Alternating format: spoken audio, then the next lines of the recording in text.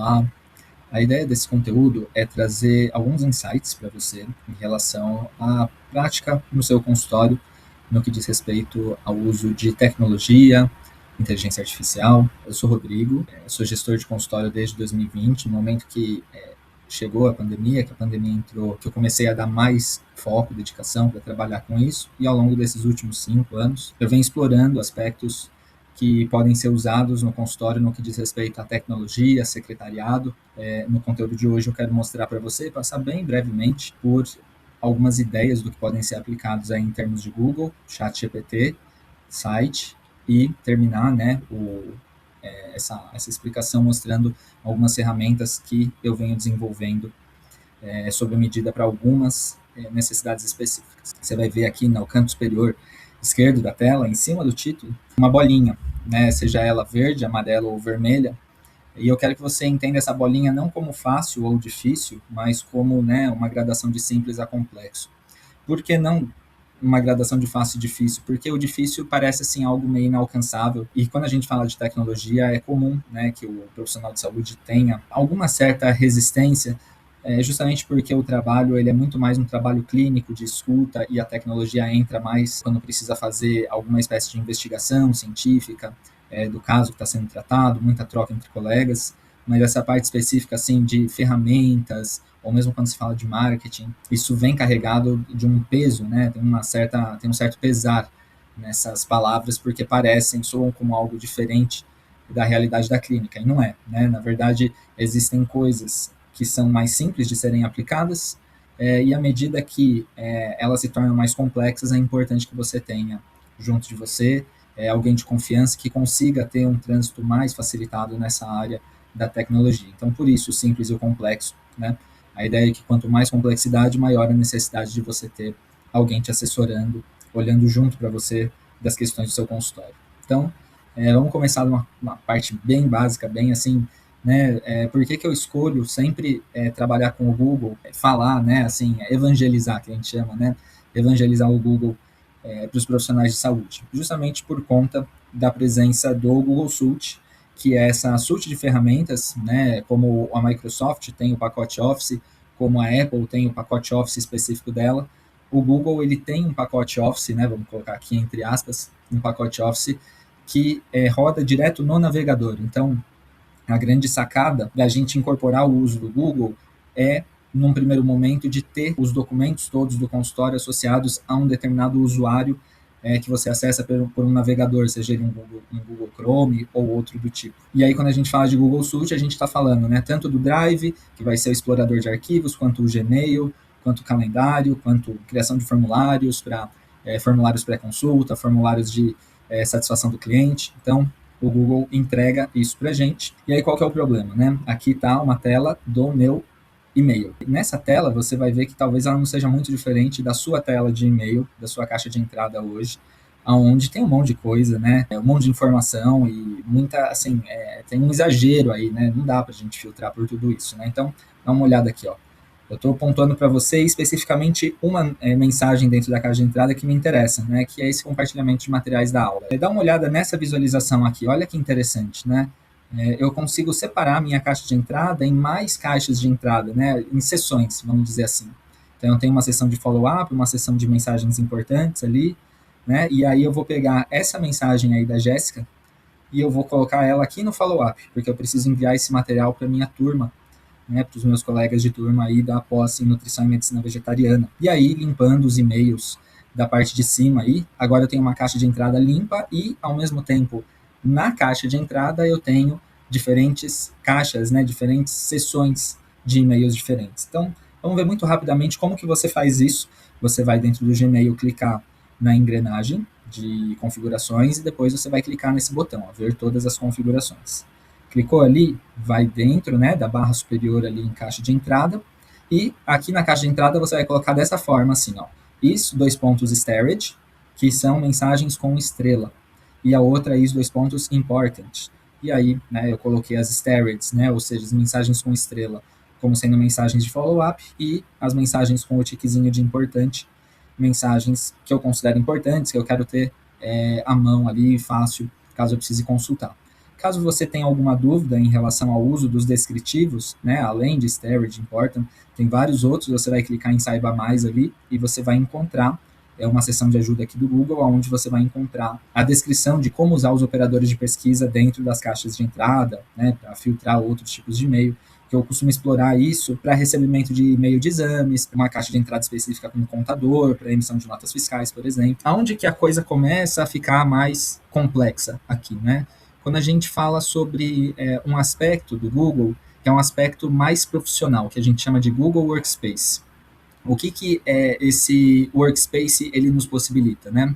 Então, uma vez que você paga uma mensalidade para fazer o uso dos serviços do Google, você tem a possibilidade de configurar múltiplas caixas de entrada dentro de um mesmo usuário. Então, você veja que eu tenho um usuário secretaria@Ana Seregatti, e dentro desse usuário eu tenho várias caixas de entrada, vivência, Nutri, corporativa, LGPD, né? À medida que você vai crescendo o seu negócio online, você vai precisando de mais complexidade para trabalhar os fluxos, a arquitetura do seu negócio. Então, tá aí uma forma de fazer uso de diferentes caixas de entrada dentro, né, daquela seção inicial ali do seu e-mail. Por exemplo, nessa caixa a gente recebe os envios de exames dos nossos pacientes. E aí, né, você pode ver ali que tem uma flagzinha vermelha agora na parte de cima da tela, ou seja, né, aqui a gente entra na parte mais complexa dessa explicação do Google, que é dizer o seguinte: toda essa organização ela é a base para a gente integrar com a inteligência artificial. E a gente faz isso através desse espaço do Google chamado Google Cloud Platform.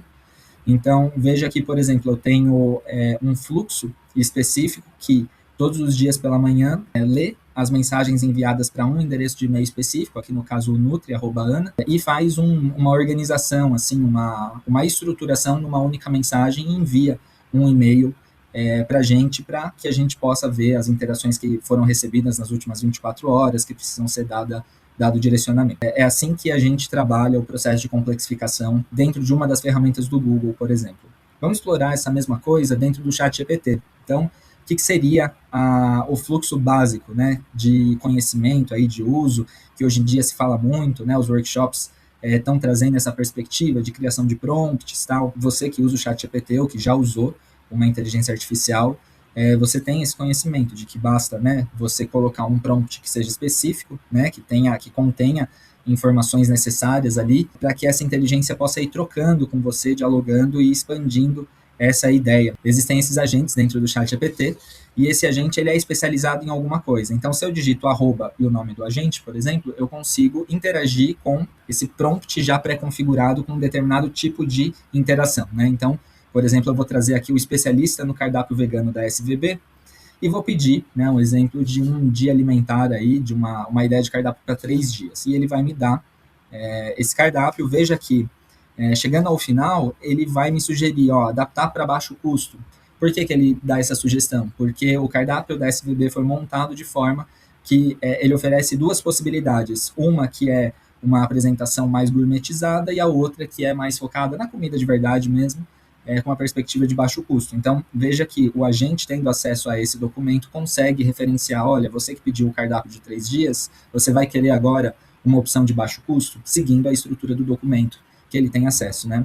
Mas olha que interessante, nessa mesma conversa que eu estou tendo com esse agente, eu vou agora tirar a menção a esse agente e vou colocar a menção a outro, por exemplo, o especialista no guia da iView.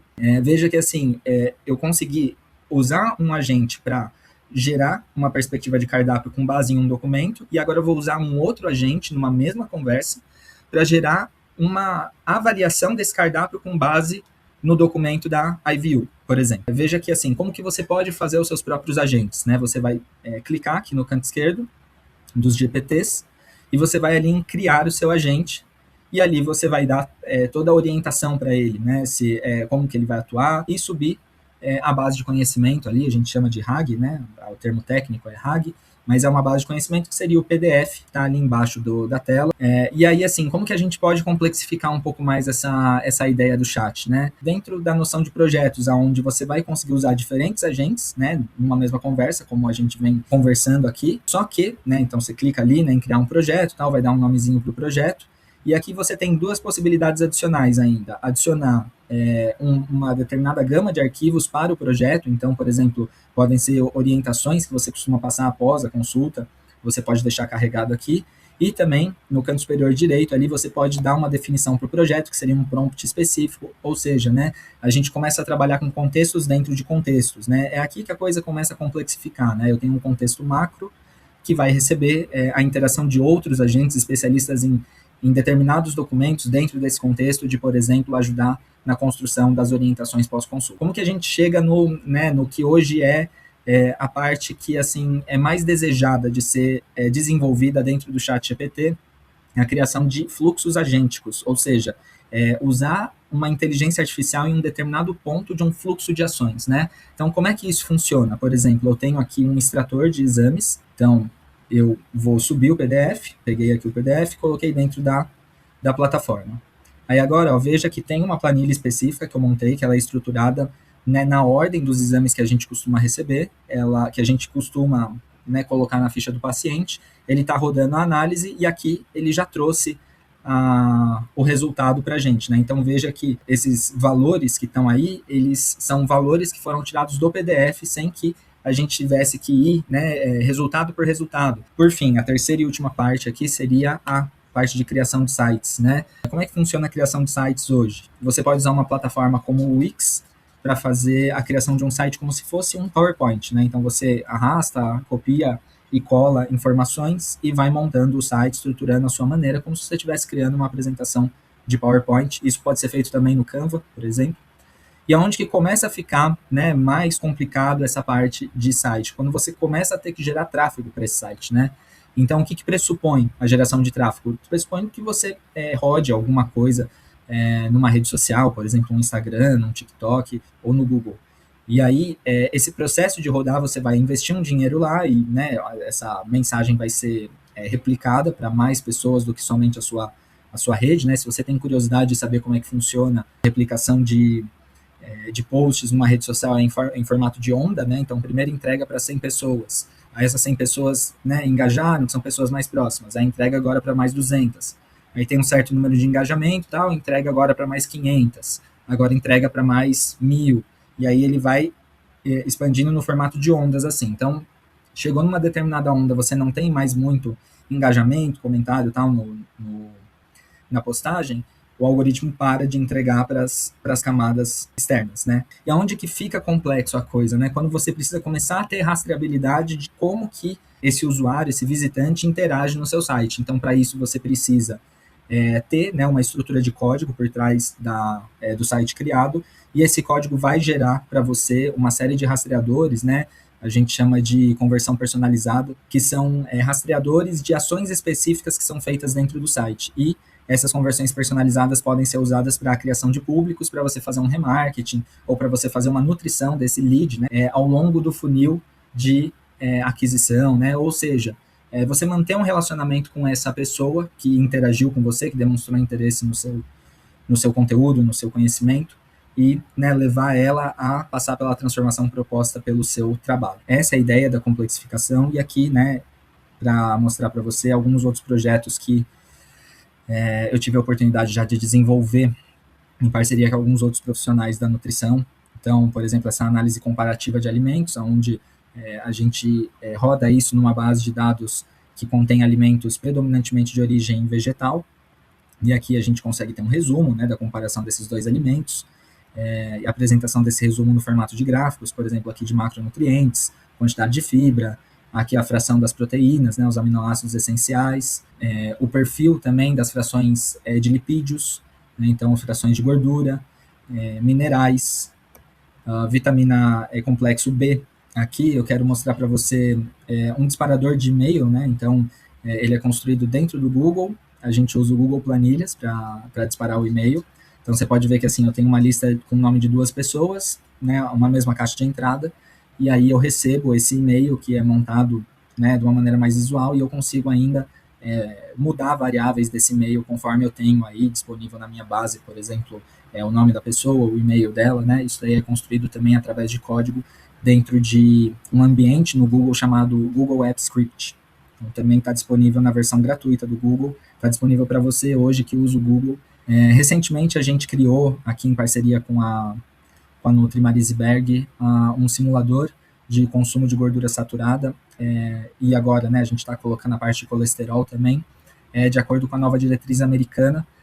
Então, também, isso daqui é uma página na web que você pode acessar através do link abaixo, novadiretrizamericana.colabore.com. Esse aplicativo ele foi desenvolvido justamente para organizar um dia alimentar e verificar se esse dia alimentar, se a escolha dos alimentos, ela atende, né, as orientações, as diretrizes aí da American Heart Association, por exemplo, ou do Ministério da Saúde, em termos do consumo de gordura saturada, dado que a nova diretriz americana, o novo guia americano, ele pesa mais, né, a mão da escolha nos alimentos de origem animal. Então, era isso que eu queria apresentar para você. Tendo a oportunidade, escreva para mim para que a gente possa pensar juntos como trazer a tecnologia e implementar a tecnologia no seu consultório e facilitar a sua rotina de trabalho e o seu atendimento aos seus pacientes. Um abraço.